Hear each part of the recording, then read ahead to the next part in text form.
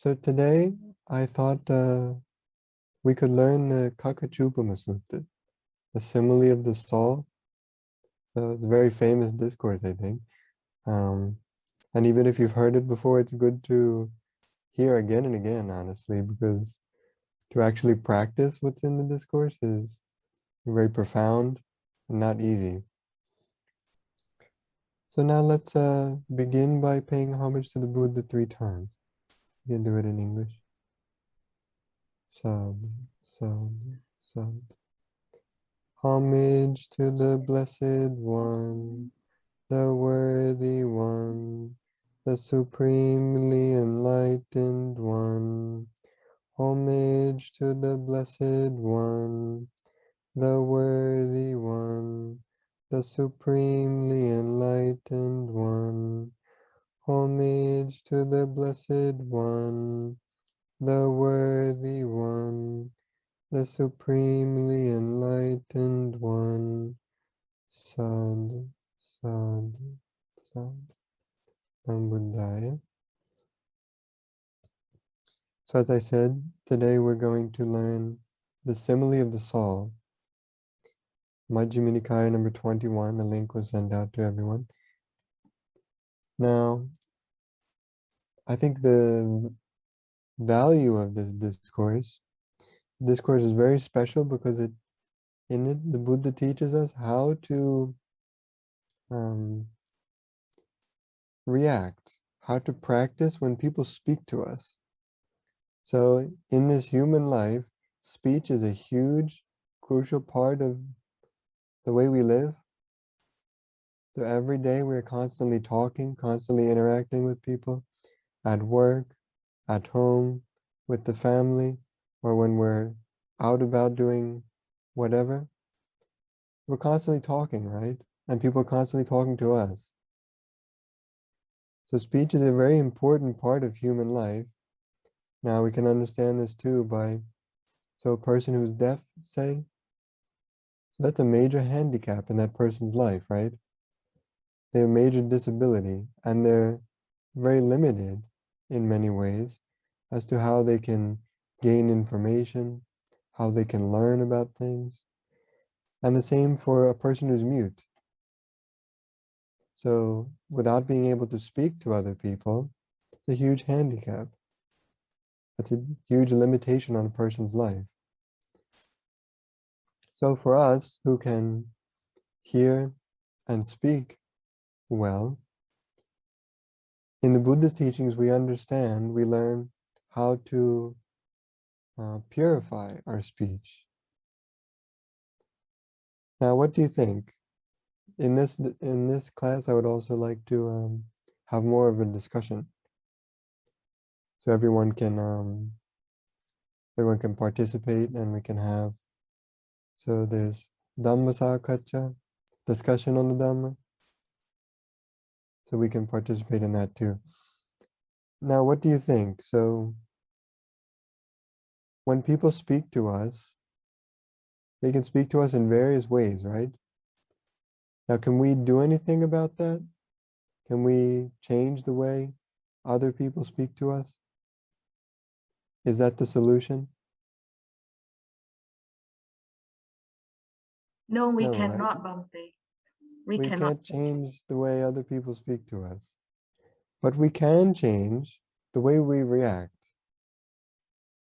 Now, I think if we're not thinking in terms of the Dhamma, if we're not thinking in terms of wise consideration, yoniso manasikara, we can think, oh, why did that person say that to me?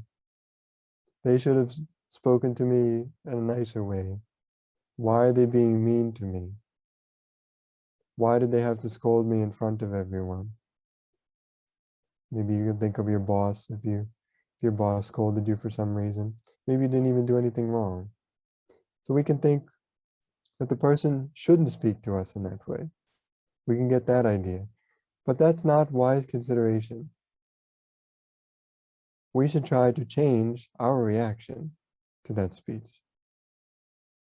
Right? So the Buddha, the great Arahants, no matter what anyone said to them, they're unmoved.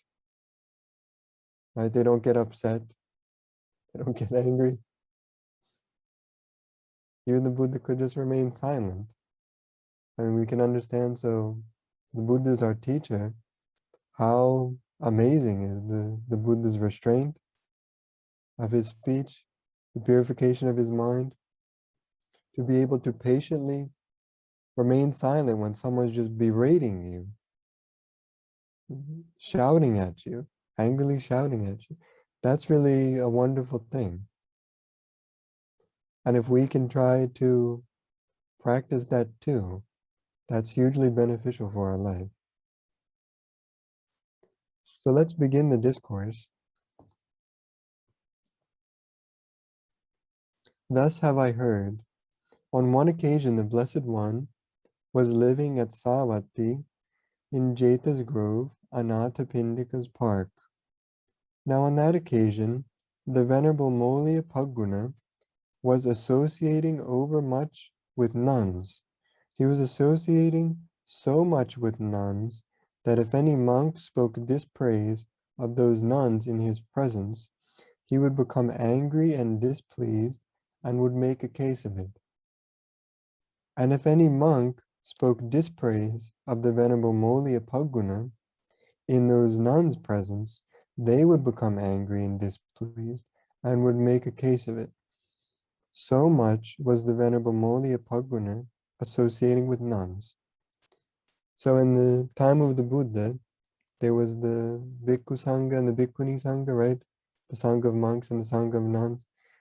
So now the Sangha of nuns disappeared, and now for women's renunciation, we have Anagarika nuns.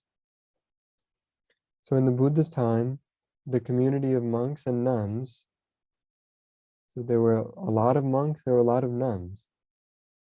And so now the number of monks is far exceeding the number of nuns. But in the Buddha's time, the monks would advise the nuns. The monks would go to the nuns' monastery and teach them the Dharma.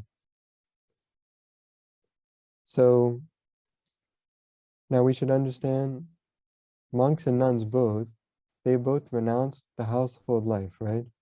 They both renounced sensual pleasures, their homes, wealth, property, right? To practice the Buddha's teachings. So in doing so, they live lives of celibacy, right? So they live alone, they're not associating, not getting into relationships with the opposite sex. So it's not suitable for monks and nuns to closely associate with one another. So the monks would teach the nuns the Dharma, but there was a distance between the two. And that should be there, right? Because otherwise it's living lives of celibacy. It's not suitable to closely interact with the opposite sex, especially renunciates. So in this case, this monk, Venerable Molia Paguna, he was interacting too closely with the nuns. So he had some kind of attachment to the nuns. Whenever someone would criticize the nuns, he would get upset. Now that happens because that happens when we have some attachment, desire for the person who's criticized, right? If someone criticizes a stranger in our presence, do we get upset at all? No, right? Because we have no interest in that person specifically, no desire or attachment. But if someone criticizes our very close friend, our parents, our children, right, we get upset. Why? Because we have desire and attachment toward those people. So from the way the Venerable Molia Paguna was acting in relation to the nuns, and the way the nuns were acting in relation to him, we can understand that both sides had some desire and attachment for one another. So this is the scenario where the sutta opens. Then a certain monk went to the Blessed One, and after paying homage to him, he sat down at one side and told the Blessed One what was taking place. Can I gently remind everyone to turn on your video? I think it's helpful for everyone who's taking part in the Dharma class today. Then the Blessed One addressed a certain monk thus: "Come, monk, tell the monk Moliyapaguna in my name that the teacher calls him." "Yes, Venerable Sir," he replied, and he went to the Venerable Moliyapaguna and told him, "The teacher calls you, friend Paguna." "Yes, friend," he replied, and he went to the Blessed One, and after paying homage to him, sat down at one side. The Blessed One asked him, so notice what happens. Another monk sees what's happening with the Venerable Moliyapaguna and the nuns, and he knows it's unsuitable, and so he goes and informs the Buddha about this. And then the Buddha asks that monk, the Venerable Moliyapaguna, to come and meet him. Now, the way the Buddha handles this situation, this often happens in the discourses, the Buddha handles it so skillfully that he doesn't cause problems to arise, and he handles the situation as it is. So from the way the Buddha acts here, we can learn a lot about how to handle problems that arise in our relationships in society. So the Buddha says, "Paguna, is it true that you are associating overmuch with nuns? So you're going beyond the limit of how you should associate with nuns, that you are associating so much with nuns that if any monk speaks dispraise of those nuns in your presence, you become angry and displeased and make a case of it. And if any monk speaks dispraise of you in those nuns' presence, they become angry and displeased and make a case of it. Are you associating so much with nuns as it seems?" So notice what happens. The Buddha receives some information, a report about how this monk is behaving, about what is happening in the monastery. Now, of course, the Buddha knows everything that's happening, right? He can read the Venerable Moliyapagguna's mind. He can see what's happening, even if he's alone in his kuti. But the Buddha asks, is this report true? Right? So even though the Buddha knows all the details without anyone telling him, he asks, is this true? He doesn't immediately start criticizing the monk. The monk is in the wrong, right? And the Buddha knows that he's in the wrong, but the Buddha doesn't start criticizing immediately. He asks, is this true? It's a report the Buddha heard. So the Buddha doesn't jump to conclusions. Notice how calmly the Buddha handles the situation. So in our lives too, I think everyone can probably relate to this. Some problem begins in our relationships, and we jump to conclusions and maybe start criticizing someone who we perceive to have done something wrong.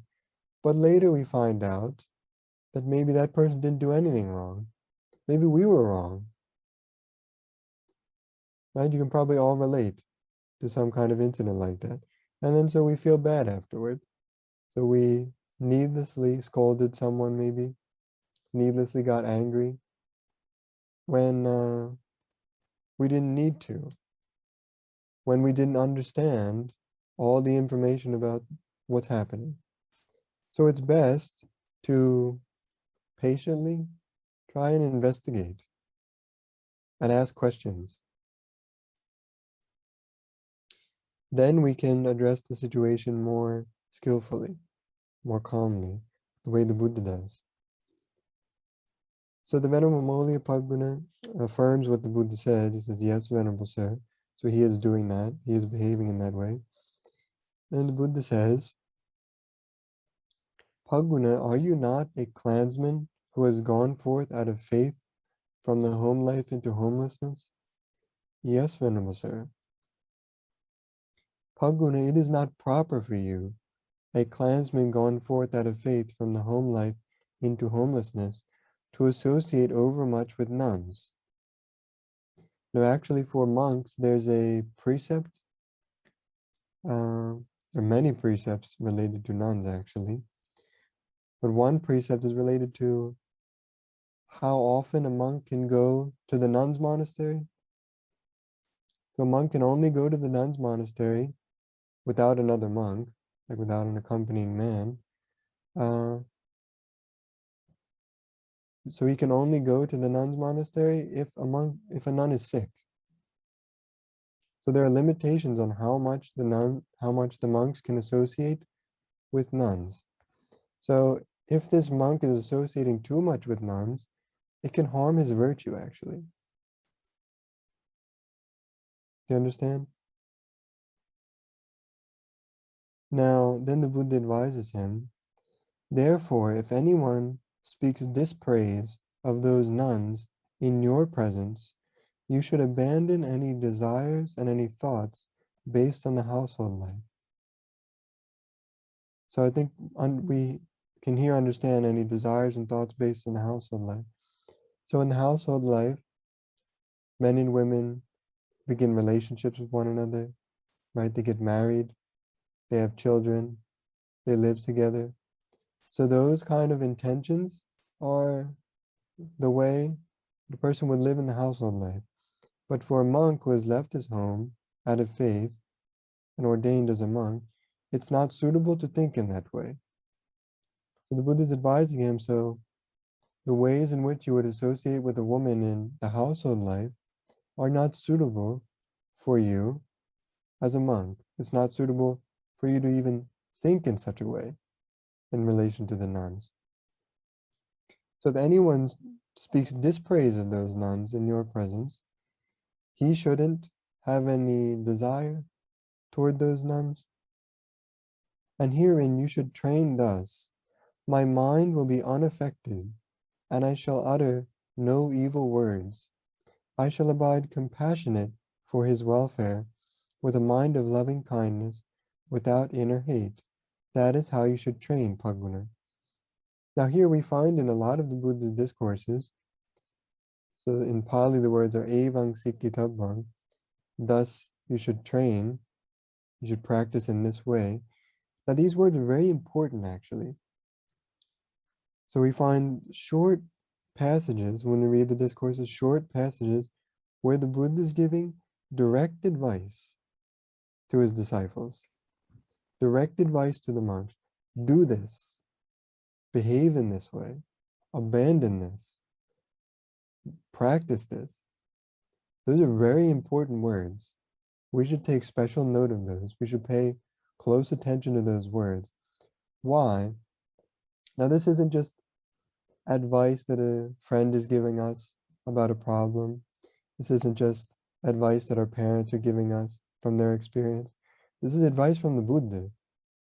This is advice that leads to the end of all suffering. So it's very important to pay attention to these words where the Buddha says, you should train thus, you should train yourself thus. It's direct advice from the Buddha on how we should behave. So I think one thing that's very useful, when you come across those in your readings, when you're listening to Dharma talks, I think you should write those down. And then you can reflect on those. So first we have to remember them, right? To practice any of the Dharma, we need to remember it. So if you write it down, then you have the possibility to remember it, and you can read it and review it again and again. And then we should try to practice exactly the way the Buddha is teaching. So the advice isn't necessarily easy to practice, but it's important to identify that direct advice that the Buddha is giving. There's a special word for that. If any of you have read the Neti Pakarana, so Lokaswana has translated that into Sinhala. There's also an older English translation on a way to analyze the deeper meaning of the Buddha's discourses. I don't remember the exact word. There's a special Pali word, special term, for this advice that the Buddha gives. So there's a lot of content in the sutta, right? A lot of even drama, stories about what happened during the time of the Buddha. So this is relating a story in a way with this monk, Venerable Moli Paguna. But you can separate that content from the Buddha's advice. Do you understand? Now, the Buddha continues, if anyone gives those nuns a blow with his hand, if anyone hits them with a clod, do you know what a clod is? It's like a chunk of clay, chunk of soil. In Sri Lanka, you've probably seen this. Very compact soil, almost like a rock, but it's actually soil compacted together. So if someone throws a clod, throws a chunk of soil at those nuns, or if anyone hits them with a stick, or stabs them with a knife in your presence, you should abandon any desires and any thoughts based on the household life. So what are the thoughts based on the monastic life? So the Buddha's telling him to abandon thoughts based on the household life. Can anyone tell me what are the thoughts based on the monastic life? The thoughts that he should think? If we think positively, so the Buddha is saying negatively here, you shouldn't think these thoughts. But what thoughts should he think? Positively, if we think? Can anyone give an answer, maybe either say the answer or type it? Might they say something like, well, at least he didn't use a knife on me, or at least he didn't shoot me with a gun? Well, in this case, what if they do stab the nuns with the knife? Oh, I see what you mean. It's not for yourself, it's towards somebody else. Yeah, so if anyone hits the nuns with his hand, gives a blow with his hand, with a clod, with a stick, or with a knife in your presence, you should abandon any desires and any thoughts based on the household life. So what thoughts should he think? Linda says wise consideration. Harry said accept with love and compassion. So that's partly true. Detachment. Okay. Any other answers? So these good answers, not exactly what I'm looking for though. So your mind shouldn't change. Yes, that's true. Let me give you a hint. Karma is a karmic effect that person had to undergo this unfortunate event because of the karmic event. You could think in that way. You could develop equanimity in that way. Not even thinking like, because we can't understand actually if it's a result of karma, because we can't understand the results of karma. Only a Buddha can understand that. We can understand simply though. So because these nuns were born in this life, they have to suffer in this way. So because of karma that they acquired in the past, they were born in this life and they have to suffer in that way. That's one way you can think. That's a good answer. I'm looking for a very simple answer. Bhante, I think like in a normal, like in our daily life, in a normal reaction, if we see somebody get stabbed, we would just shout or get angry or kind of just jump in kind of thing. But as a monk, if that same kind of situation comes up in front of you, I think our mind like can't have any kind of thoughts of desire or thoughts of like kind of attachment that should rise in your mind. We can't have the same interaction as like how a layperson would have. Yeah, not retaliate or be vengeful. So all of these I think are correct answers, but I'm looking for even something simpler. So think about the Noble Eightfold Path. I'll give you a hint. So the Noble Eightfold Path, the Buddha teaches us how to think. So what way should he think then? What kind of thoughts should this Right monk think? intention? Right intention, yes. So he should think thoughts of renunciation. Now Prasad's answer would fall into that category. Thoughts of renunciation. Thoughts of non-ill will, so thoughts of loving kindness toward the nuns, toward whoever's attacking them, to not get angry. thoughts of compassion. So how do we have thoughts of compassion? So the nuns are suffering, right? Because they're being attacked by this man. And that man also will suffer because he's creating bad karma. Right? He's doing unwholesome deeds toward the disciple of the Buddha, nuns. So he's collecting very bad karma. So he will suffer because of that. We could think thoughts of compassion, thoughts of equanimity, but you get the simplest answer, right attention. Right? Thoughts of renunciation, thoughts of non-ill will, and thoughts of harmlessness.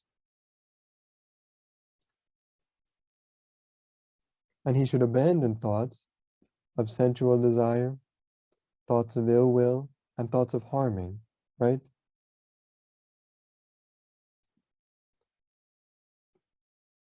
And herein you should train thus. My mind will be unaffected, and I shall utter no evil words.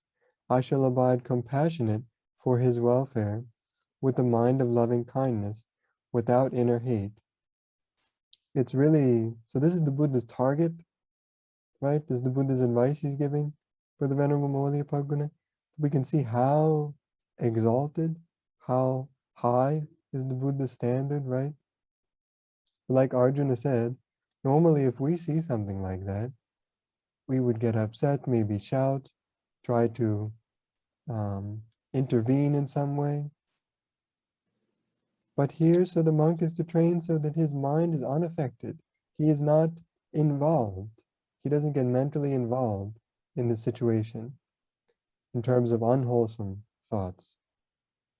Bhante, I think Ray wants to ask a question, yes? yeah, so Bhante, so if you intervene without ill will, just to make it stop. So I'm walking down the street and I see somebody beating somebody up, and I intervene and help that person, but I don't harbor ill will towards the person that's doing the beat. I just restrain him to stop him without any intention to do anything more. Is that right or wrong? If you're doing wholesome deeds, then it's a good thing. But we should, so in such situations, we should be careful. So we shouldn't endanger ourselves, right? So if we endanger ourselves, that can be a problem, can be an obstacle for the practice, right? So we should be wise about such situations. So if we think that it can be difficult for us to intervene without getting angry, without possibly harming ourselves, then when you see something like that, you can stand aside and call the police or notify other people, right? So that's a simple way to handle the situation where you don't subject yourself to danger, right? So we have to be wise case by case about what's happening. So we think, for example, children get into a fight in school. So when it's children, a teacher an adult can come by and simply pull the children apart. But if someone's being attacked on the street and someone has a weapon, then that can be dangerous for us to get involved in, right?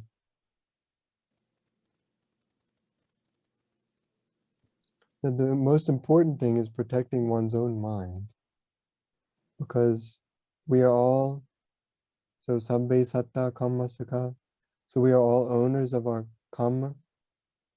So whatever karma we do, good or bad, we will experience the results of that.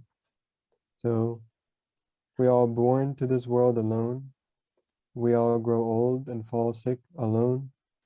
And we all die and pass on to the next life alone, according to our karma. So that's important to reflect on and important to practice accordingly.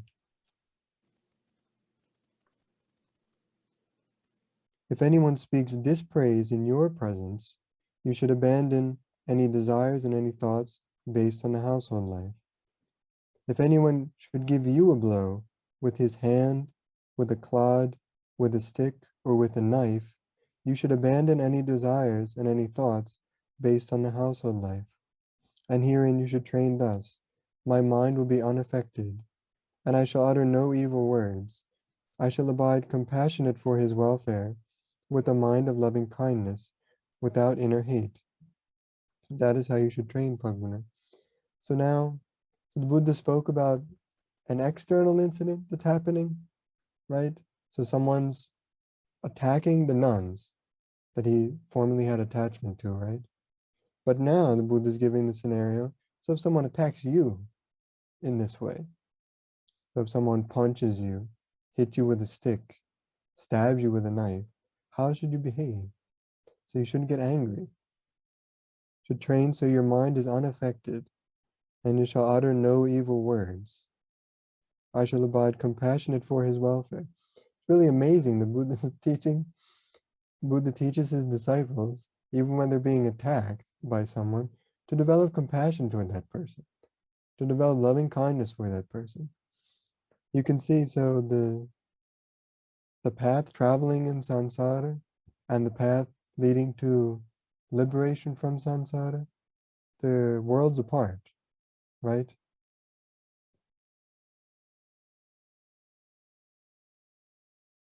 So I shall abide compassionate for his welfare with a mind of loving kindness without inner hate. So you shouldn't even have mental states of hatred toward such person. That's the Buddha's target for us. Then the Blessed One addressed the monks thus, Monks, there was an occasion when the monks satisfied my mind. Here I addressed the monks thus, Monks, I eat at a single session. By so doing, I am free from illness and affliction, and I enjoy lightness, strength, and a comfortable abiding. Come, monks, eat at a single session. By so doing, you will be free from illness and affliction, and you will enjoy lightness, strength, and a comfortable abiding. So the Buddha, so for monks, there's a precept about eating after noon. So the Buddha allowed monks to eat 2 meals, but the monks have to eat in a certain period of time, right? And by doing that, that leads to freedom from illness and affliction, and lightness of the body, strength, and comfort. So the Buddha advised the monks to eat in this way. By so doing, you will experience these benefits, and I had no need to keep on instructing those monks. I had only to arouse mindfulness in them. So the Buddha didn't have to remind the monks over and over again, practice in this way, do this. Buddha advised once, and the monks followed the advice. They were obedient. So in that way, the monks satisfied the Buddha's mind.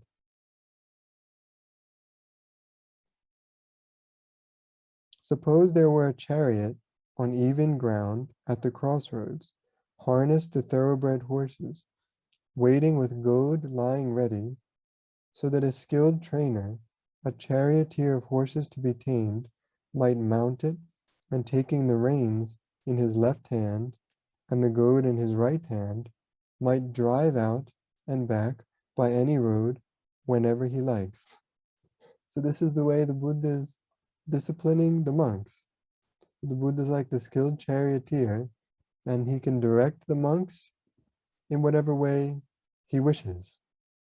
So too, I had no need to keep on instructing those monks. I had only to arouse mindfulness in them. And the monks are like the thoroughbred horses, well-trained, well-disciplined. So they follow their trainer, their master's instructions. Therefore, monks, abandon what is unwholesome and devote yourself to wholesome states, for that is how you will come to growth, increase, and fulfillment in this Dhamma and discipline. This too, it doesn't have those exact same words as before, evang sikkitabang, thus should you train, but this too is direct advice that the Buddha is giving us. Abandon what is unwholesome. Abandon greed, hatred, delusion, anger, ill will, denigration, insolence, miserliness, jealousy, heedlessness, intoxication, all the different defilements of mind. So abandon those unwholesome states and devote yourself to wholesome states. For that is how you will come to growth, increase, and fulfillment in this Dhamma and discipline. And let me ask all of you, how many of you have a book where you write down important points of Dhamma, like a Dhamma diary? Only 2? Okay, 3. That's very important to keep one. So you can write down this advice. When you listen to a Dhamma talk, when you read the discourses, those points in the Dhamma that really like hit home, that really strike you as being very important, that your mind becomes happy about, really connect with you, you can write all that down. And then after some time, after months, years, you have this wonderful collection of the Buddha's words. And you can look at that, and that will help you in your practice.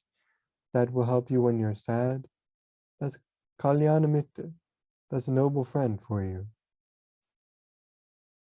So try to begin one if you don't have one yet, and write down these points of advice, especially when the Buddha gives a direct command like this.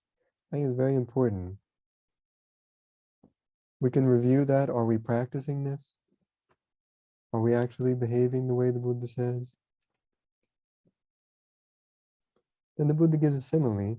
Suppose there were a big sala tree grove near a village or town, and it was choked with castor oil weeds, and some man would appear desiring its good welfare and protection.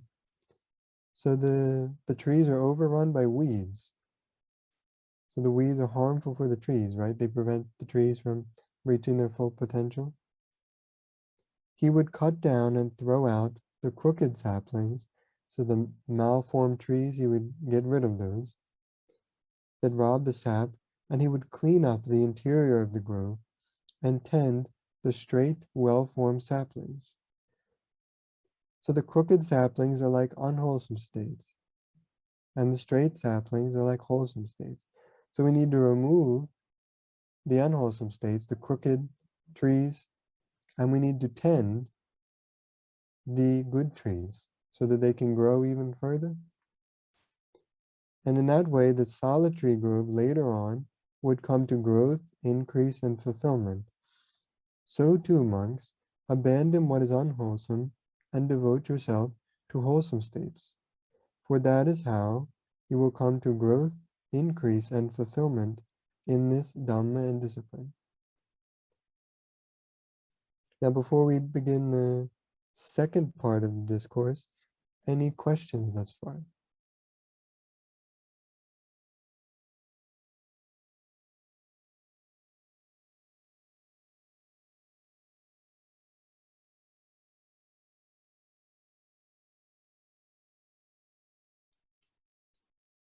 Okay, then we'll continue. Formerly, monks, in this same Savatthi, there was a housewife named Vedehika, and a good report about Mistress Vedehika had spread thus: Mistress Vedehika is gentle, Mistress Vedehika is meek, Mistress Vedehika is peaceful. So she was known in this way, in the village or town. Now Mistress Vedehika had a maid named Kali, who was clever, nimble, and neat in her work. The maid Kali thought, a good report about my lady has spread thus: Mistress Vedehika is gentle, Mistress Vedehika is meek, Mistress Vedehika is peaceful. How is it now? While she does not show anger, is it nevertheless actually present in her, or is it absent? Or else is it just because my work is neat that my lady shows no anger, though it is actually present in her? Suppose I test my lady. So the maid Kali is going to test her mistress's patience. So she's curious to know, so she doesn't show anger. She's not an angry person, but is that just because of the circumstances? Or does she actually get angry if the circumstances arise? And we can understand this in our own life too, right? So, and even so the Buddha's teaching, there's a word called anusaya, like underlying tendency, latent tendency to certain defilements. So until the circumstances arise, those defilements might not be very evident in our lives. But when the circumstances arise, then those defilements can come to the surface very quickly, very forcefully. So the maid Kali got up late. Then Mistress Vedika said, "Hey Kali, what is it, madam? What is the matter that you get up so late?" "Nothing is the matter, madam." She doesn't even give an explanation. "Nothing is the matter, you wicked girl, yet you get up so late." And she was angry and displeased, and she scowled.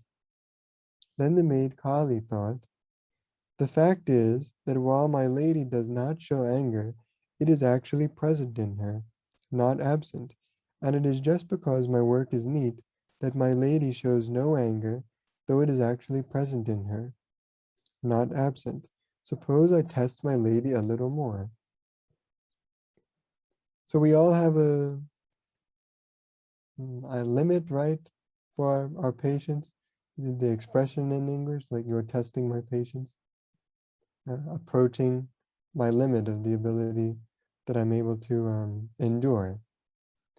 So Kali's coming closer to her mistress's limit. So the maid Kali got up even later in the day. Then Mistress Vedika said, "Hey Kali, what is it, madam? What is the matter that you get up later in the day?" "Nothing is the matter, madam." "Nothing is the matter, you wicked girl, yet you get up later in the day." And she was angry and displeased, and she spoke words of displeasure. Maybe she shouted at her. Then the maid Kali thought, "The fact is that while my lady does not show anger, it is actually present in her, not absent. And it is just because my work is neat that my lady shows no anger, though it is actually present in her, not absent. Suppose I test my lady a little more." So the maid Kali got up still later in the day.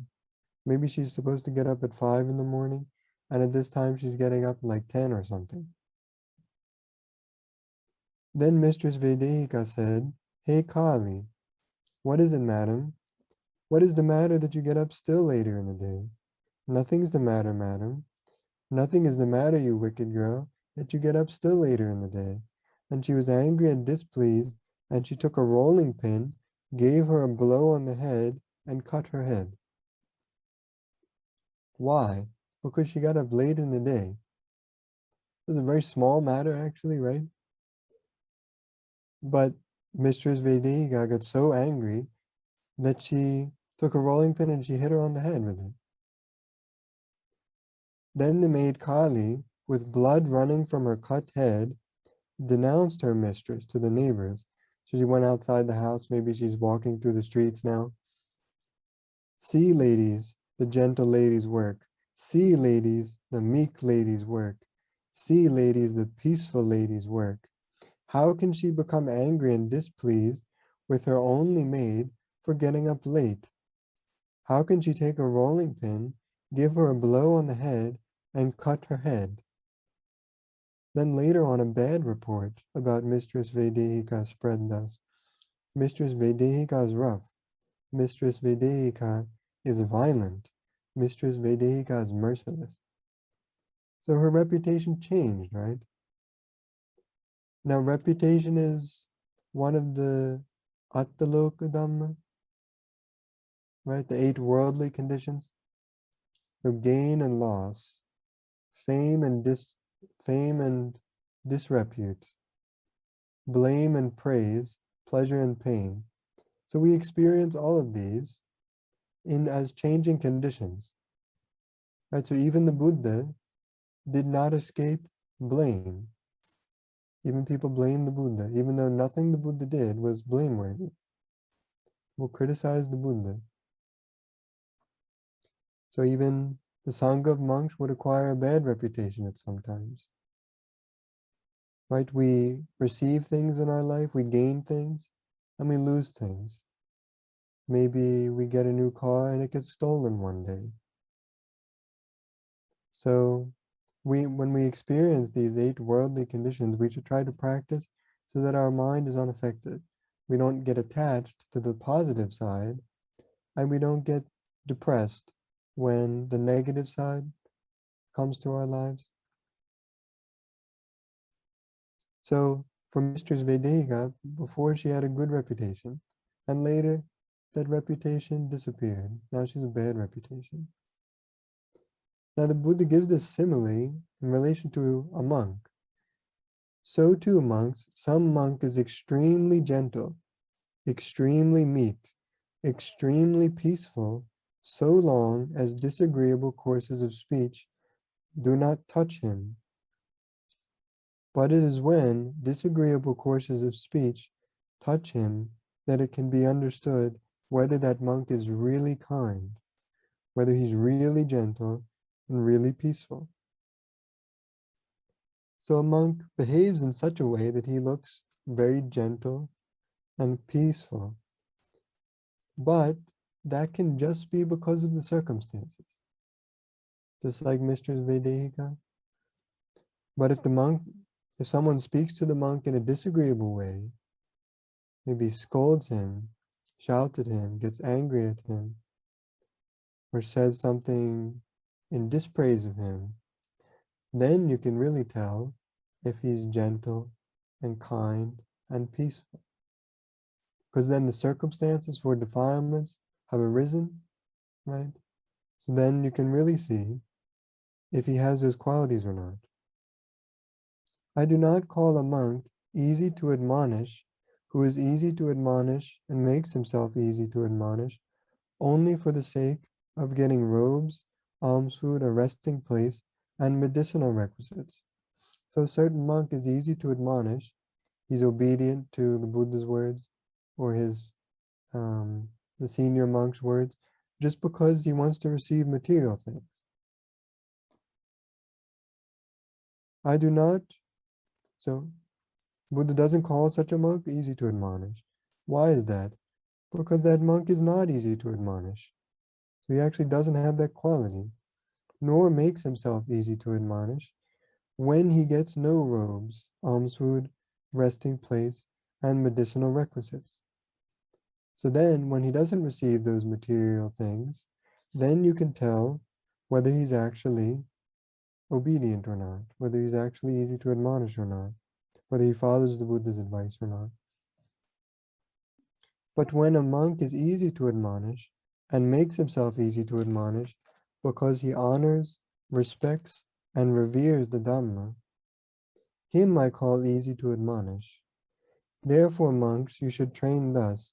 We shall be easy to admonish and make ourselves easy to admonish because we honor, respect, and revere the Dhamma. That is how you should train, monks. Now in another discourse, maybe you remember the Dhammadayada Sutta, where the Buddha advises his monks to be his heirs in the Dhamma, not his heirs in material things. So to become the Buddha's heirs in material things is so the four requisites offered to the monks in the name of the Buddha, right? The Buddha is the teacher. The Buddha is the one who gained enlightenment all by himself. And if a monk receives those as like an inheritance from the Buddha doesn't praise that because he's heir to material things. And all those material things are included in gain, honor, and praise. And they're also included in the 5 objects of sense pleasure, the 4 material supports for a monk. Instead, a monk should be the Buddha's heir in the Dhamma. So that means the monk should practice the Buddha's teaching as the Buddha teaches and gain the results of the Buddha's teaching. Then the monk really becomes an heir to the Buddha. If he realizes the Dhamma. Monks, there are these 5 courses of speech that others may use when they address you. Their speech may be timely or untimely, true or untrue, gentle or harsh, connected with good or with harm, spoken with a mind of loving kindness or with inner hate. So when others address you, they can speak to you in these 5 pairs of qualities, in these 5 ways. They can speak to you at the right time or the wrong time. People can speak to you about what is true, or they can lie to you. People can speak to you about beneficial things or about useless things, harmful things even. People can speak to you gently or harshly. People can speak to you with a mind of loving kindness or with inner hate, actually with ill will, angry at you. Now, can we control this? No, right? So this will happen to us. People will speak to us in these 5 ways. Someone may come up to us and just tell us a blatant lie, and we don't know. This can happen to us. But we can control the way we react to that person. Herein, monks, you should train thus. Our minds will remain unaffected, and we shall utter no evil words. We shall abide compassionate for their welfare, with a mind of loving kindness, without inner hate. We shall abide pervading that person with a mind imbued with loving kindness, and starting with him, we shall abide pervading the all-encompassing world with a mind imbued with loving kindness, abundant, exalted, immeasurable, without hostility and without ill will. That is how you should train, monks. So no matter what way a person speaks to us, there are these 5 ways a person can speak to us, no matter how it happens, we should try to practice so that our mind is unaffected, so that we don't speak any bad words to that person. We don't get upset and snap at them. And we should practice compassion toward that person, loving kindness toward that person. And not only that one person, we should begin with that person and practice loving kindness toward the whole world. So now, think to do this, how much energy do we need? How much effort? How much mindfulness? And how much wisdom to understand what is wholesome, unwholesome? This is a very lofty goal. But just because it's a lofty goal and just because it's difficult, we shouldn't think that it's impossible. If you think in that way, then you definitely won't be able to practice it. So just because it's difficult, maybe very far away, we should try to go in that direction, little by little, as best we can. This is another passage that I think is very useful to write down. This is the Buddha's exact advice on how to practice when people speak to us. And the Buddha gives some beautiful similes on the monk's mind, a person's mind, when he practices in this way. Monk, suppose a man came with a hoe and a basket. If you don't know what a hoe is, like a shovel, he comes with a shovel and a basket, and he says, I shall make this great earth to be without earth. So he wants to try to remove all the soil from the earth. That's his goal. So he would dig here and there, strew the soil here and there, spit here and there, and urinate here and there, saying, be without earth, be without earth.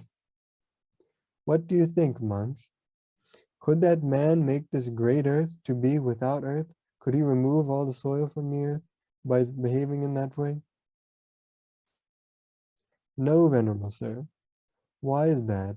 Because this great earth is deep and immeasurable. It is not easy to make it be without earth. Eventually the man would reap only weariness and disappointment. So even if you dig a huge hole, you need to put the soil somewhere, right? You put it in a pile next to the hole. You don't remove the soil. You don't remove the soil of the earth. So he fails in this, and he becomes only weary and disappointed. So then the Buddha reiterates the advice. There are these 5 courses of speech, and we should train so that our mind is unaffected, so we don't get angry. We develop loving kindness and compassion toward the person. And we develop loving kindness toward the whole world, beginning with that person. So we should develop our mind to be like the earth.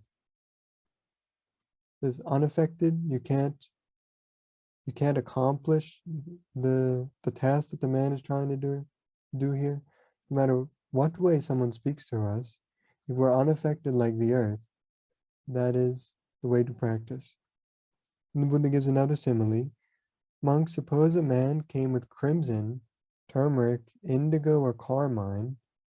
Let's just say for simplicity's sake, he comes with 4 different colored paints, acrylic paint or whatever. And he says, I shall draw pictures and make pictures appear on empty space. He has no canvas, he has no paper, no material to paint on. He wants to paint an empty space right here. That's his aim. What do you think, monks? Could that man draw pictures and make pictures appear on empty space? No, Venerable Sir. Why is that? Because empty space is formless and non-manifestive. It is not easy to draw pictures there. Monks say it's not easy.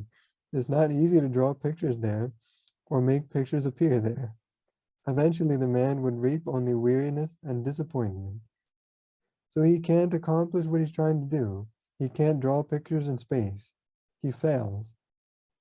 So even if someone comes up to us, starts screaming at us, yelling at us, scolding us, very angry, if we practice the way the Buddha is teaching, that person will fail to make us upset. They will fail to elicit an unwholesome reaction from us. No matter what 5 ways a person speaks to us, we should practice the way the Buddha teaches so that our mind is unaffected. The Buddha gives another simile. Monks, suppose a man came with a blazing grass torch. That is like, so maybe a bundle of dry grass that's lit on the end. It's on fire on the end. A blazing grass torch. And said, I shall heat up and burn away the river Ganges with this blazing grass torch. So it's the biggest river in India. And as I remember, near Patna, the city of Patna, it's 9 kilometers wide. Huge river, fed by the Himalaya mountains. So he comes with this bundle of grass that's on fire, and he's going to try and boil away the river Ganges. What do you think, monks? Could that man heat up and burn away the river Ganges with that blazing grass torch? No, Venerable Sir. Why is that? Because the river Ganges is deep and immense. It is not easy to heat it up or burn it away with a blazing grass torch. Eventually the man would reap only weariness and disappointment. So we should develop our mind to be like the river Ganges, unaffected by the fire that a person brings and tries to evaporate the water. Not going to happen. So in the same way, we should practice, no matter what way a person speaks to us in these 5 ways, so that our mind is unaffected and we don't utter any evil words.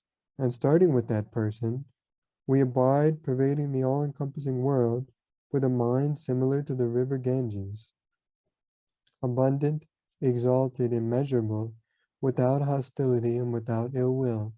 That is how you should train, monks. Monks, suppose there were a catskin bag.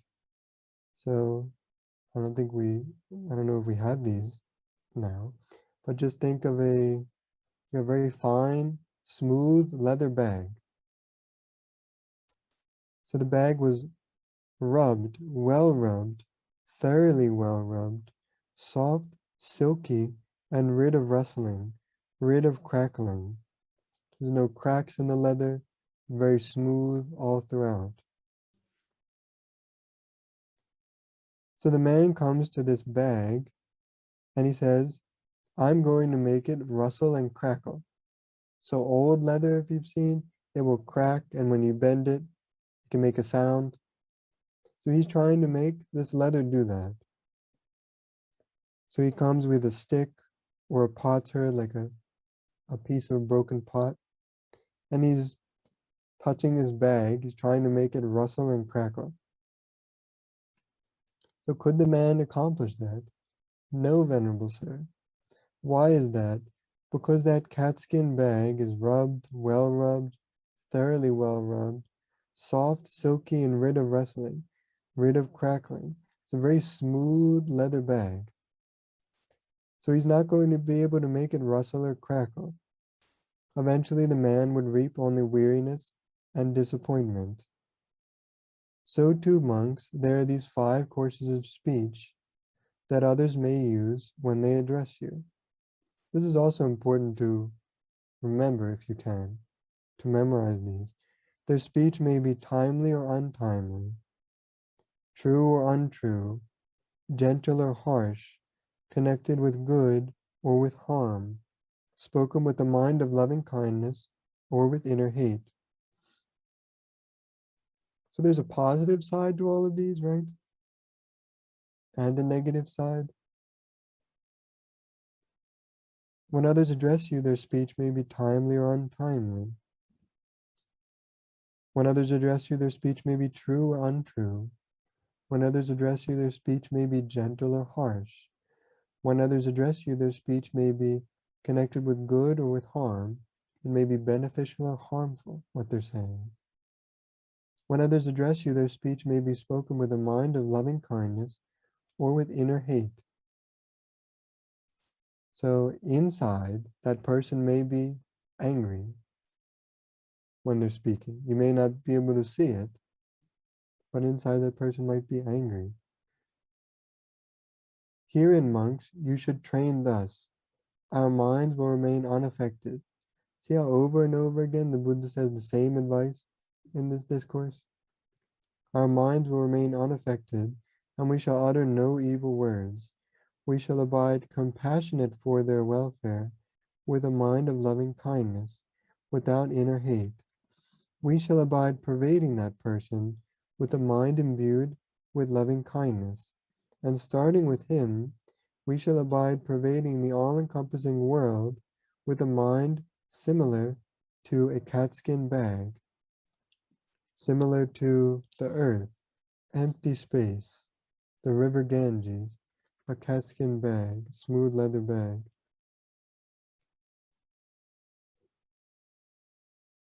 Abundant, exalted, immeasurable, without hostility and without ill will. That is how you should train, monks. Now the Buddha gives the final simile, the simile that gives its name to the discourse. Monks, even if bandits were to sever you savagely, limb by limb, with a 2-handled saw. So one bandit is on one side, one bandit's on one side holding side of a saw, another's on the other side, and they're cutting off your arms and your legs. He who gave rise to a mind of hate towards them would not be carrying out my teaching. So this is the Buddha's target for us. Even if someone, they're probably murdering this person, right? So talking about bandits coming and killing the monks in this way by cutting off their arms and legs with a saw.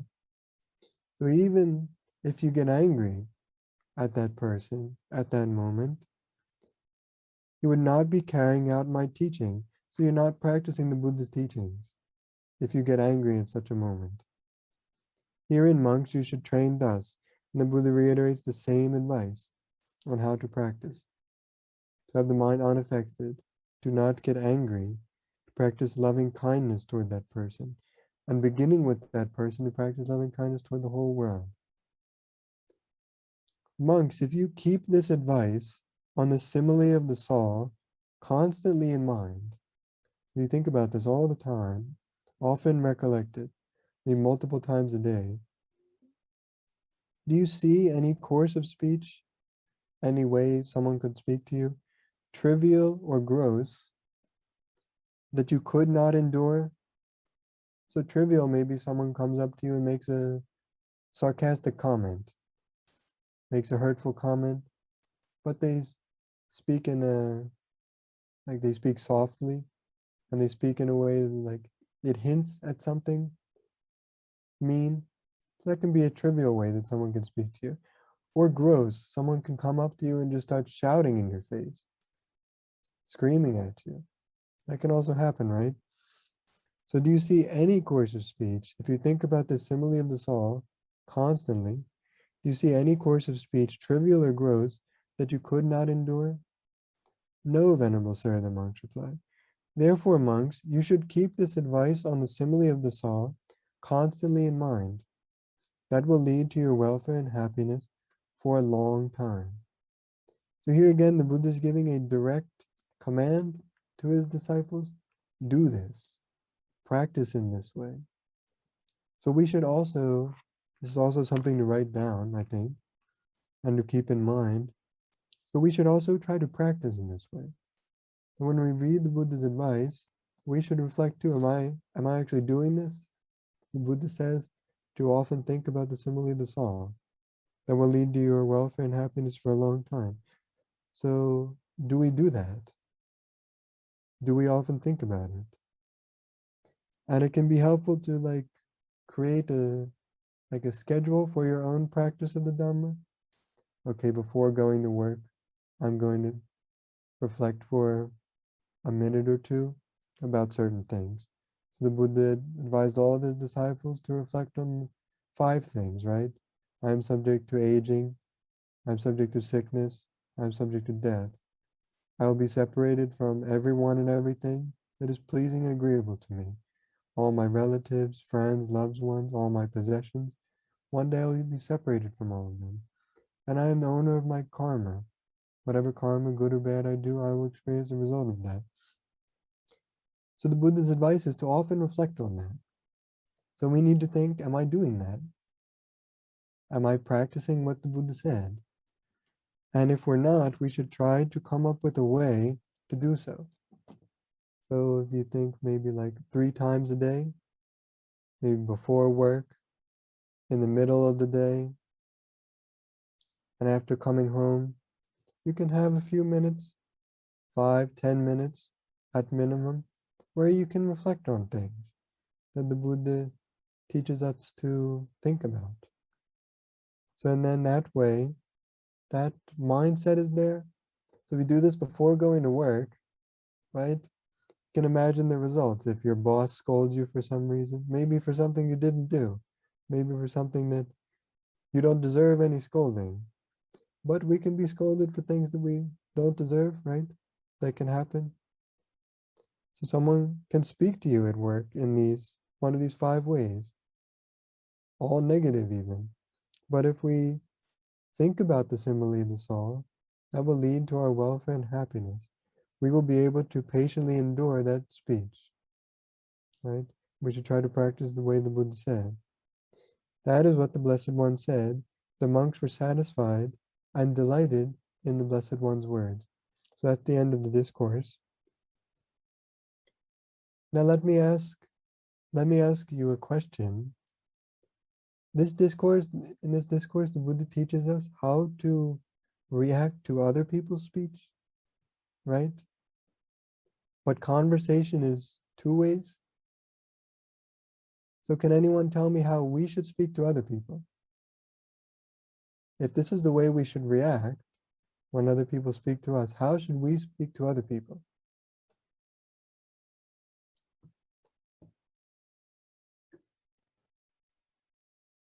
Sorry, Bante, with the 5 things, timely, gently, with true, with loving kindness. One more. There are 5.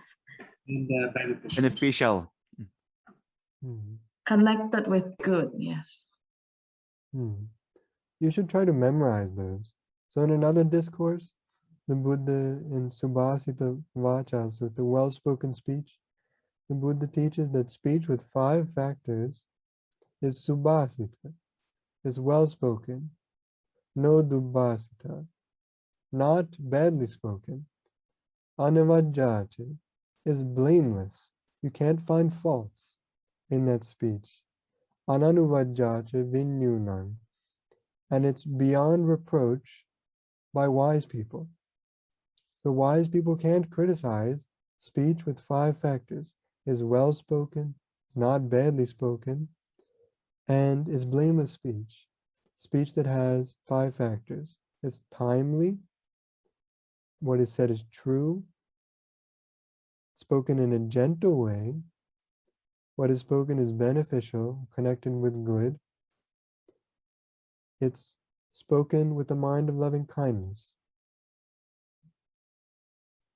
Now I remember I taught these 5 things to one upasaka, and he misunderstood a little bit. He thought one of them was enough. But we need to have all 5 actually. It's in Sutta Nipata. No, that's not the sutta that I was thinking about. This one's in Anguttara Nikaya, in the Book of Fives. Not the one in Sutta Nipata. So we should try to practice, when we speak to other people, we should try to have all 5 of these factors. And that's something to memorize. Now, unfortunately, in this time, because there's one disadvantage of having the Dhamma in books, is that we're disinclined to memorize things. But in the time of the Buddha, everything was an oral tradition. So whatever Dhamma you learned, you memorized. Right? So that is with you. You can reflect on that anytime. So that's extremely useful. It's necessary, actually, to practice the Dhamma fully. Because all the time, you have the possibility to give rise to wise consideration. If you've memorized the words of the Buddha, you can remember right away, okay, I need to speak in this way. These are the 5 factors I need to have in my speech. Do I have these 5 now? Which ones are missing? And you can immediately reflect in that way. So you don't have to memorize in Pali if you don't remember Pali. Pali is easier, but if you don't know Pali, then it's not useful. So in whatever language you understand, whether it's Pali, English, Sinhala, whatever language is easiest for you, you should try to memorize certain teachings to the best of your ability. So this is one of them, the way we should speak to other people. So we learned how we should react when other people speak to us, which can be all negative sometimes. All of those positive 5 factors would be the opposite sometimes. But we should practice our mind is unaffected, the way the Buddha teaches. When we speak to other people, we should try to have all 5 of those factors. If even one of them is missing, there's a fault, right? So say you have a meditation retreat in the monastery, and during a silent meditation period, you remember some important point on the Dhamma, and you want to share that with your friend. And so they're meditating, they have their eyes closed, you go up to them and tap them on the shoulder and tell them this point on the Dhamma. So what you tell them is true. You speak gently. You speak about something beneficial. And you speak with a mind of loving kindness even. Maybe you're practicing loving kindness meditation at that time. But you speak at the wrong time. Right? So there's a fault. Even if you're speaking Dhamma, it should be at the right time. We should try to practice all 5 of these factors. And then our speech will be flawless. Perfect speech. You can reflect if all of these 5 factors are there. It's really beautiful speech that person is speaking. Entirely wholesome. Any questions or comments? I spoke more than I was hoping to. I was hoping to have more discussion. Yeah, Bhante. Bhante, Yes. may I reflect on something?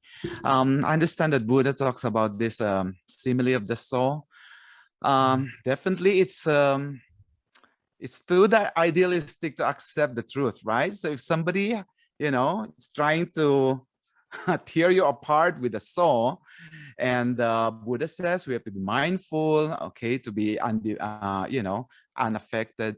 But I just want to say that there are people, okay, so they may take it differently. So like what Bante said, that sometimes these people have a little bit of anger or hatred inside, okay, but then Buddha said have to be mindful, right? So what science is saying that if somebody has this kind of resentments or anger, and then they keep it inside, the deeper they keep it inside, they didn't show it out, it might become psychosomatic or cancer.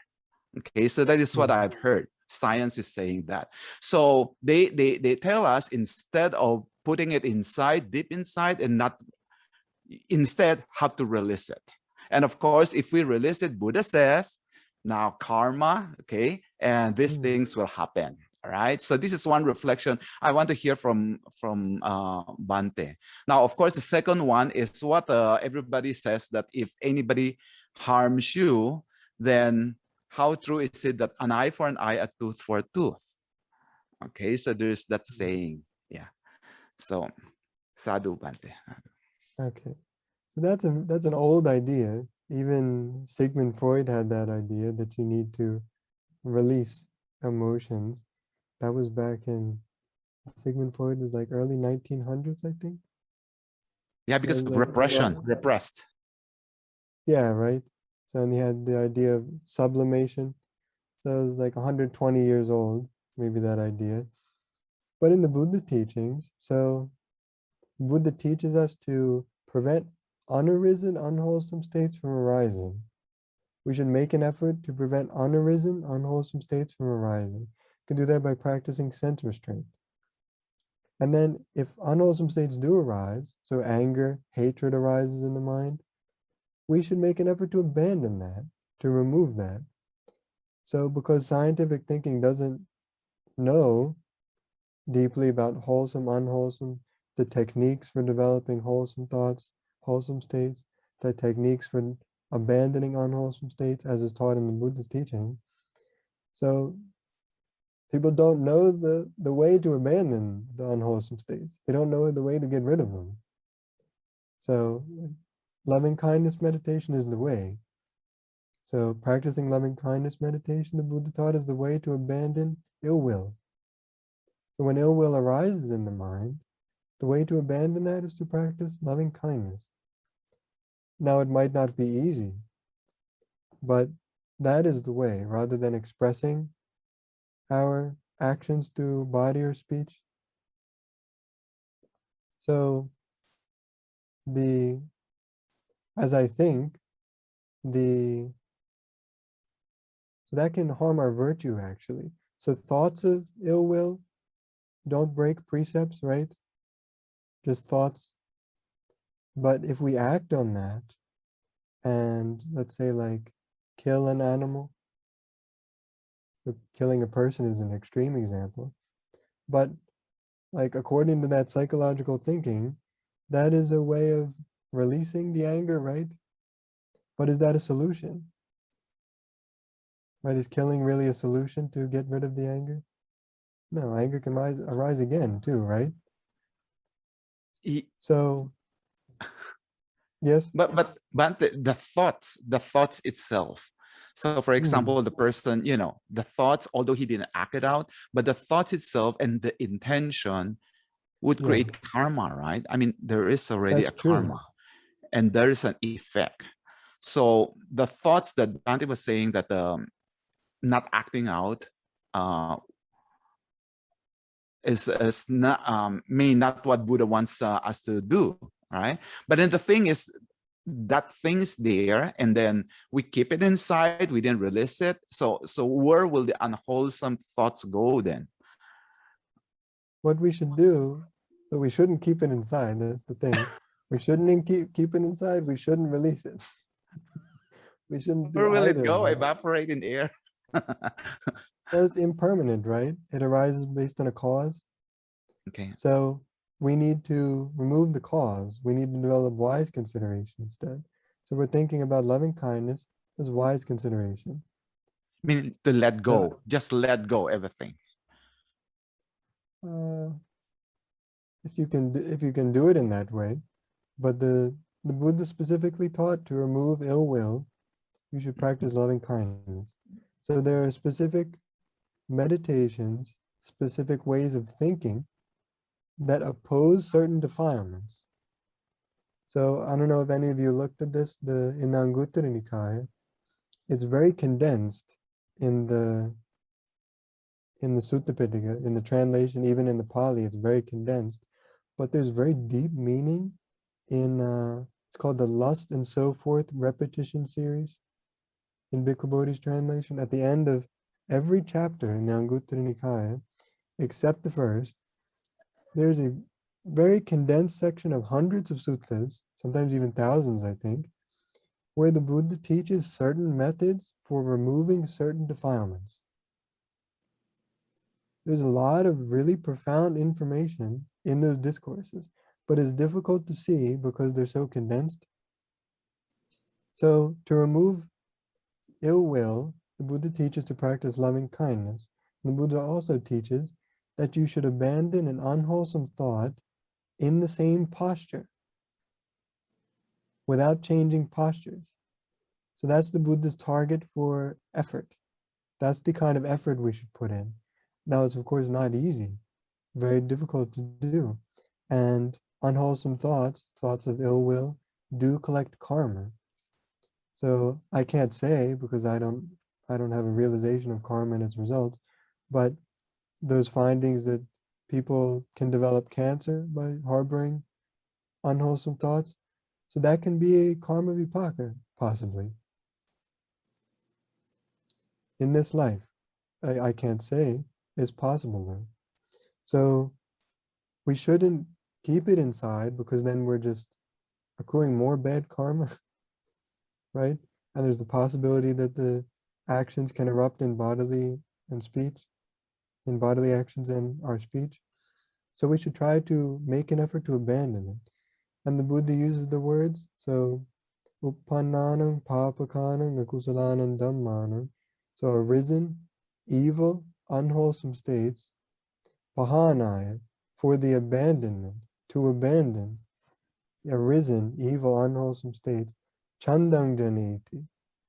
So you generate desire. So first you need to want to remove it. First we need to have that. That's the first thing to develop. Chandang janeti, vayamati, to make an effort. All this is mental, by the way. Vayamati. Viryang arabhati. So you arouse energy in the mind. Chittang pagganhati padahati. So you exert your mind. You're making an effort with the mind. And you strive to abandon those arisen unwholesome states. Those are the words the Buddha uses. So, and now it's a very subtle thing to develop that energy, to develop right effort in the Noble Eightfold Path, is a mental thing.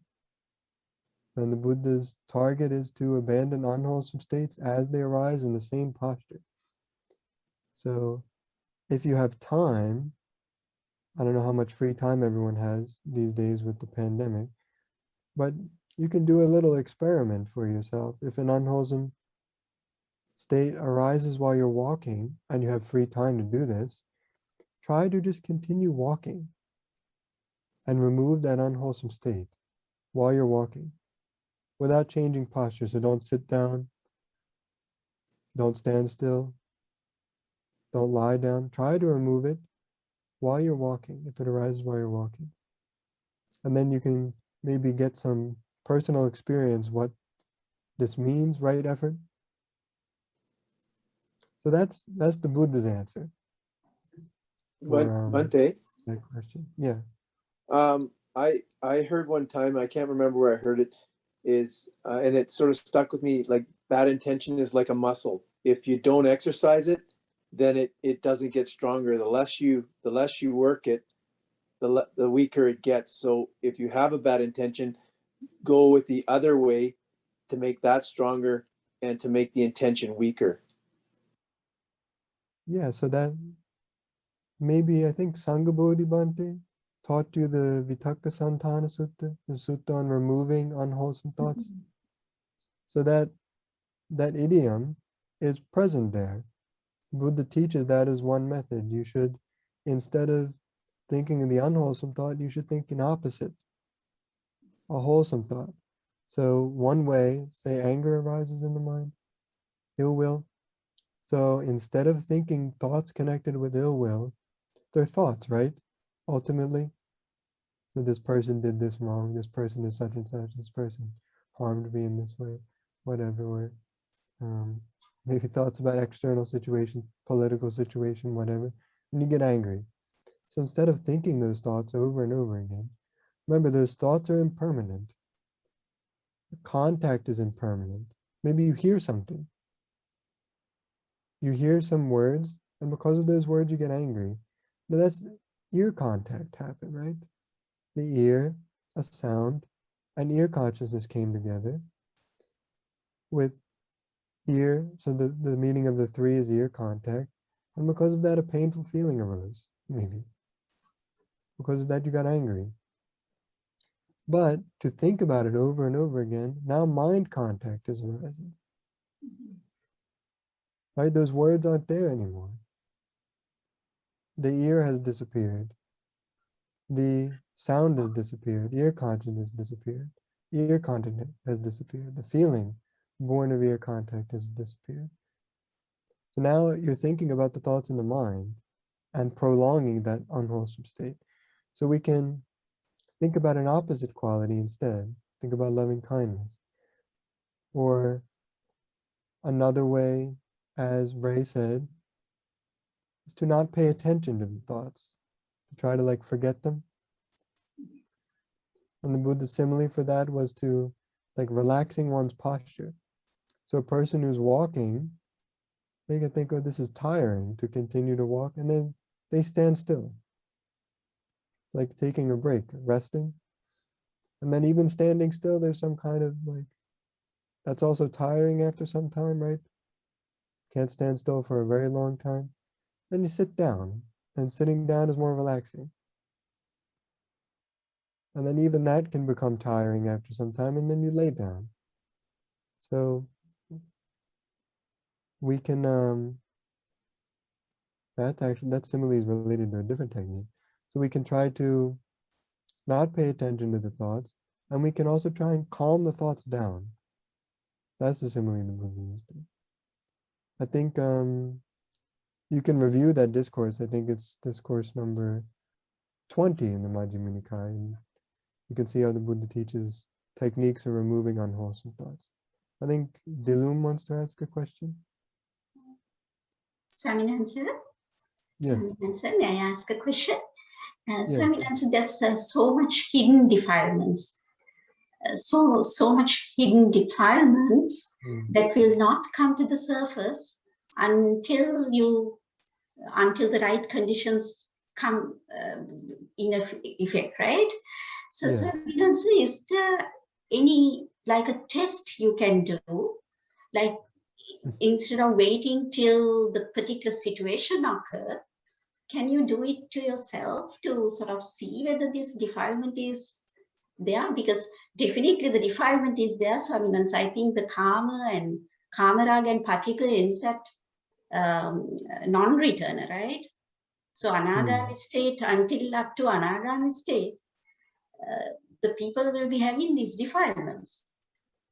And so the first question is, Swaminathan, is there a way to sort of test it beforehand so that we are kind of ready, so that you know that this is there? And that's one thing, Swaminathan. And secondly, I was thinking, Swaminathan, sometimes the defilement comes and maybe there's a time lag. I mean, you need to come up with all these good techniques, but they don't come immediately. You have, maybe you have, your mind as, you know, you have, it didn't come at the right time, so that you have already, you know, made some karma or whatever, or even spoken bad words. And then you later realize, maybe a few minutes, maybe a few seconds later, you know, I have done this mistake.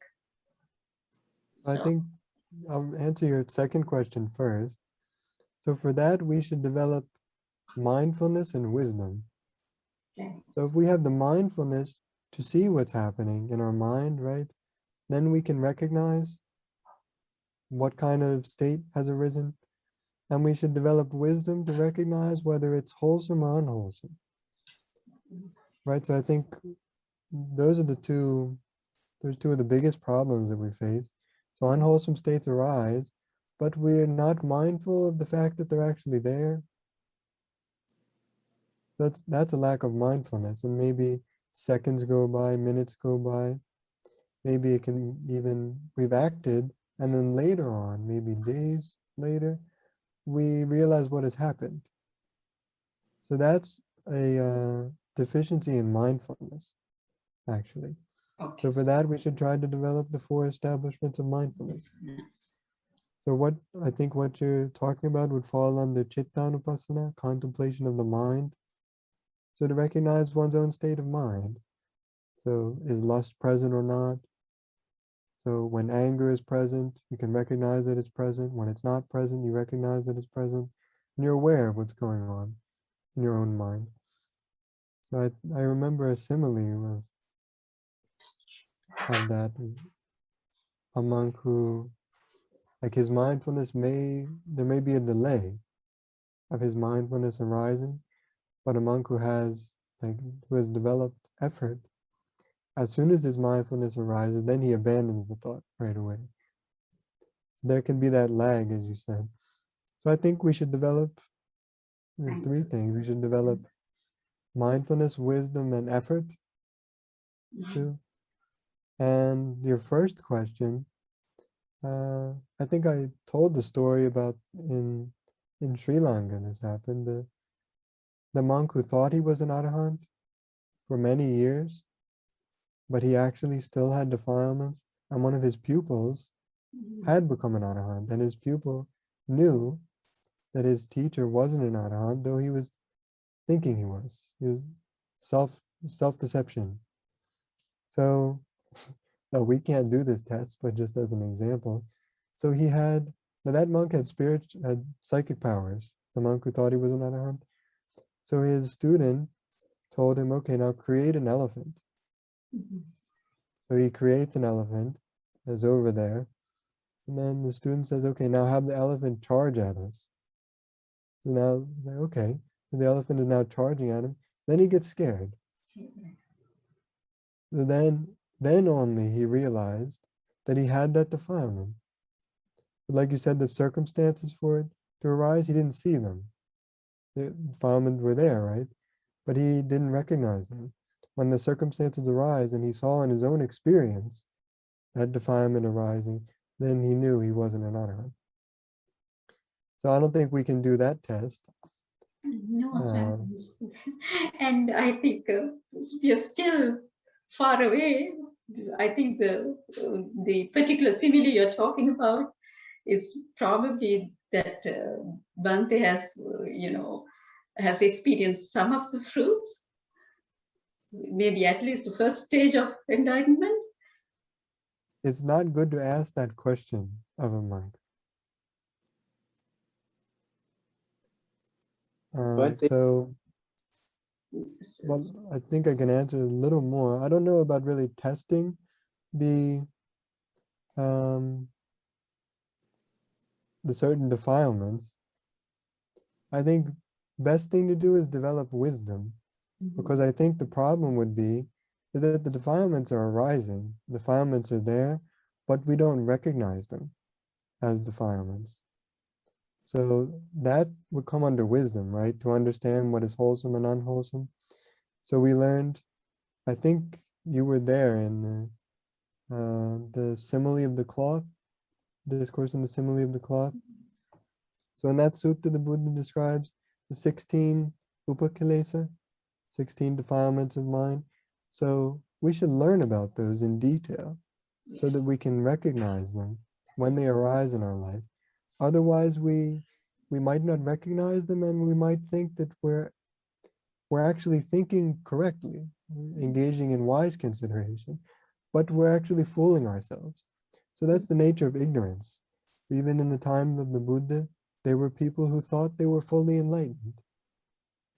They thought they were Samma Sambuddha, but they didn't have any realization actually. So that is the nature of ignorance. It's that deceptive. So it's very difficult to penetrate through that with wisdom. So we need to learn the Buddha's teachings over and over again and in detail. And then if we can develop our wisdom to understand what is wholesome and unwholesome, then we, I think, will develop in our ability to recognize the defilements when they're arising. I think that would be the biggest problem, the inability to recognize them when they're actually there. I think Any other Thank you. questions? I think Bhante, Bhante, I'm sorry. oh, sorry, So Harry. Go yeah. ahead. Let me just have a follow-up with what Dylan was asking about testing defilements. So I think would be better, instead of testing yourself, then just maybe listen to actual accounts of people who have experienced it. Like one example I just want to share, came to my mind a while ago, was many years ago in Asia. When I was working, I have a very good coworker. So she's maybe 10 years older than me, and she's very dedicated to her work. She's very loyal to the boss. She does everything good. She's very calm. She's just like but she's a Christian. Okay, she believes in Jesus Christ. Now later on, so I learned from our other colleagues that this woman, okay, her parents were murdered by robbers in one evening. So Bhante, I just want to say, that kind of experience, if I were her, I mean, how could I take it, right? Yet she continued her life. She worked very hard. Okay, so that's an example, Dylan. So maybe an example of a true account, which I personally know her. Thank you, Bhante. We can also read so in the Jataka stories and the Dhammapada stories, there are a lot of incidents that illustrate how defilements play out in life. So that can help us to understand practically, like, so what the nature of this defilement is, how it surfaces in life, in our actions. And that can help us, I think, a lot in recognizing these defilements, the Jataka stories and the Dhammapada stories. Bhante, Practically, Bhante, I was reading a book, The Life of Ajahn Chah, and in there he speaks of a monk that came to visit that said he was enlightened in an arahant, and Ajahn turned to him one night and said, "Liar." And the guy realized that he wasn't an arahant in that one word when he said that, when he spoke that to him. It's self-deception, right? Yes. So Yeah, the just monk wasn't trying to deceive Ajahn Chah, right? He No. genuinely believed that. Generally So believed, but he had to be woken up. That's the problem. See the problem we have? Ignorance. Any other questions? I have another Bhante, I have a question if engagement it's in okay. 15 minutes. Yeah. Yeah, so Bhante, actually just came to mind the simile of the saw. So, the way I think of it was, like it's okay, like in that situation, it's a severe body pain, right? So what it's basically saying is that even in extreme body pain, right, our mind should be unaffected, right? Now that's the way I see it. That's only part of the picture, right? Because your mind should also be unaffected with intense bodily pleasure as well, right? And the same goes for all the other four senses, right? So like whether it's even for the eye, like if you take the eye, like even if you see a very disagreeable sight, right? Like an extremely disagreeable sight, it should be, your mind should not be affected. And then the same is true for the opposite. If you see a very beautiful sight, your mind should also not be affected. Same for the sounds, the smells, and so on. Right now, is there a sutta that mentions all of these at once? Yes. Yes. So that's a good connection you made. So this discourse is Simile the Soul, like I said, is for the most part about how people speak to us. So it's Yes. about reacting to speech, right? Mhm. But if you think about the six senses in general, then yes, the defilements, the desire, and ill will that can arise based on our experiences through the six senses, we should try to remain unaffected about those too, right? So Yes. we didn't speak in detail about so the Buddha tells the monk to practice this, to train in this way, but practically how to do that. So you can't just make a determination, I'm not going to get angry if someone cuts off my arms, right? That it doesn't work that way. So two ways of doing it would be to develop meditation on impermanence. So you could contemplate the impermanence of the internal sense bases, the external sense bases, the consciousness that is arising, the contact, the feeling. Right? You can contemplate impermanence about all of that.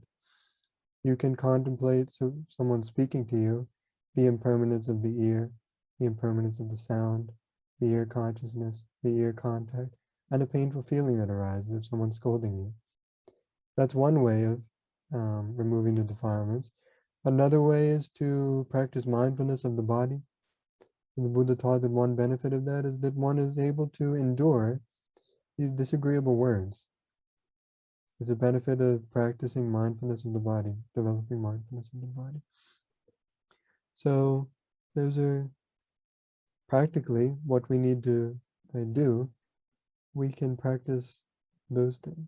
So satipatthana in general, developing satipatthana will help in removing the defilements. Maybe in the future you'll have an opportunity to learn more about the six sense bases. If you look in, I'll just tell you, I'll just give you the name of the sutta. It's very profound sutta. So in the book on the six sense bases, in the Samyutta Nikaya, there are a lot of discourses where the Buddha speaks about how to control the senses and how to control our reactions when we experience things through the six sense bases. So one very beautiful, profound discourse spoken by Arahant Mahamoggallana, actually, is the Avasutta Pariyaya Sutta. So you should be able to find that. It's near the end of the book of the six sense bases in the Samyutta Nikaya. And what's another, I think another sutta. Indriya Bhavana Sutta, Swami? Hmm? Indriya Bhavana Sutta. Indriya Bhavana Sutta is also, yes, good, in Majjhima Nikaya. These are two suttas that came to mind. I think Dukkha Dhamma Sutta is also in the Salayatana Samyutta, the book of the six sense bases. If you haven't read the book of the six sense bases, try and read the whole thing when you have time. That will help you a lot to understand what you asked in your question. Okay, but then I guess you can also, like, you can also extend this to metta as well, right? Right? Like, no matter someone gives you the pleasing or the displeasing sight, the pleasing or the displeasing sound, the pleasing or the displeasing scent, and so on, to still have metta towards the person who gives you either of those, Yeah, right? that's Yoniso Manasikara, right? Yonaso Manasikara, So, because of Ayoniso Manasikara, unwise consideration, and the perception, if we focus on like the unpleasant aspect of something, and we have unwise consideration, then ill will can arise. So when we try to restrain our senses, to tame the senses, we should develop wise consideration, yoniso manasikara. So metta is one way of doing it. And we should try and change the perception that we have instead of focusing on the unpleasant aspect of something that we experience. I see. And Bhante, the first sutta I think you mentioned it's called Aditta Pariyaya, right? It's called the fire sermon. No, not Aditta Pariyaya Sutta, Avasutta Pariyaya Sutta. Can you spell it, Bhante, if it's possible? I typed it in the chat. Did I send a direct message? Or? But they're both in the Salayatana Sangyutta of the Sangyutta Nikaya. You can try and find those and read those, and I think that will help you in your understanding of the sixth sense basis, how the defilements arise. Okay. Now, unfortunately, I think we need to end the Bhante, sorry. discussion now. Is it okay for one small question? So Bhante mentioned the Subhasita Sutta, right? And you mentioned like there's one actually in the Sutta Nipata, and then there's another one in the Samyutta Nikaya. So I looked at the Pali, it's the exact same. Like it's identical, like word for word. Anguttara Nikaya. I couldn't find the Anguttara. I found it in Samyutta. Look for something maybe well-spoken speech in Anguttara Nikaya Book of Fives. That's the one I was referencing. So in the Noble Eightfold Path and right speech, the Buddha speaks about right speech in negativistic terms, to abstain from these four types of speech. But in that sutta, the Buddha speaks positively, to practice these five good things, these five good factors. So yeah, I'm only seeing two, Bhante. I'm seeing Samyutta Nikaya 8.5 and Sutta Nipata 3.3. So anyway, Bhante, Subhasita Vacha Sutta. Subhasita Vacha. Subhasita Vacha Sutta. Well-spoken speech. Okay, so Bhante, why are some suttas like in the Sutta Nipata and in some other place, and it's the exact same thing? It's possible that it was spoken on two different occasions. Or it's possible that I guess when the elders compiled the canon, it's possible that they included the same sutta in different places. I don't know the exact answer. Okay, because I was actually I was going through and I noticed like it's like there's actually not one or two, there's a few of them actually. It's Yeah. the exact same thing is like duplicated. So